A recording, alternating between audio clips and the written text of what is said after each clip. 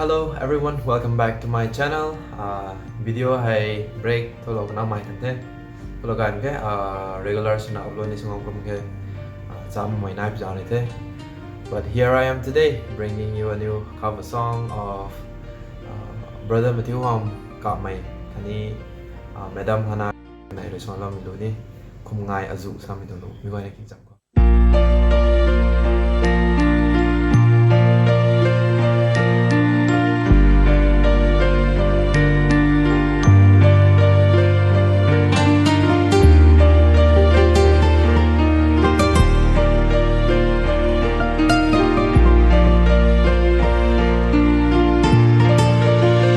cùng ai ở du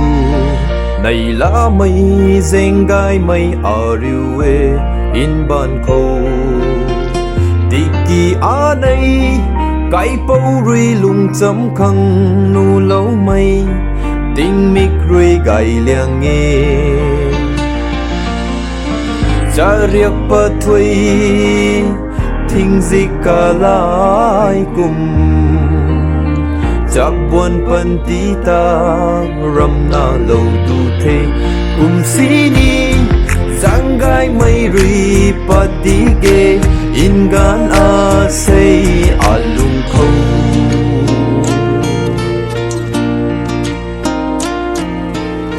dạo khu dạo ru dạo ma lung xì lung gai cả đà ma tiếng sang giang diện lâu bóng mây áo muôn cu cái bầu tuang xuôi hem chu giang mây đằng khâu này điều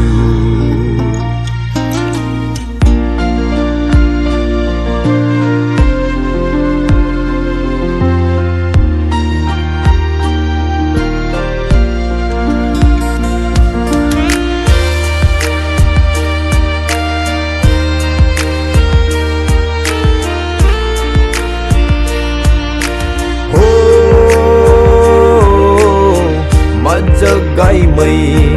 diên mây nắng su nắng rèn gai mây rùi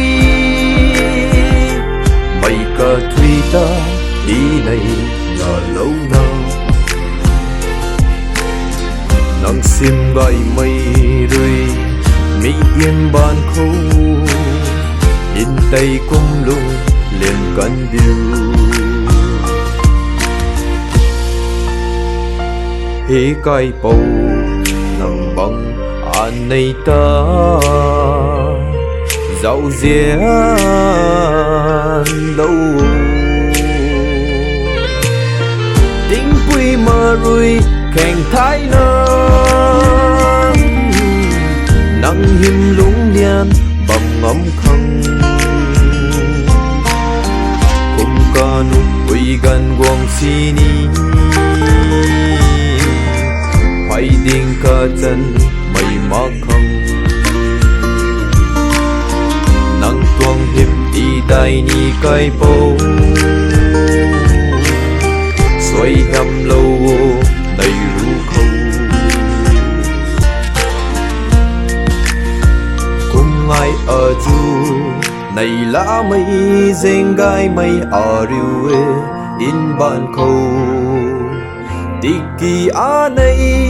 cái bầu rùi lung chấm khăng nu lâu mây tình mít rùi gai liang nghe cha riêng bờ thuê thinh gì cả lại cùng cha buồn phần tí ta râm na lâu tu thế cùng xí ni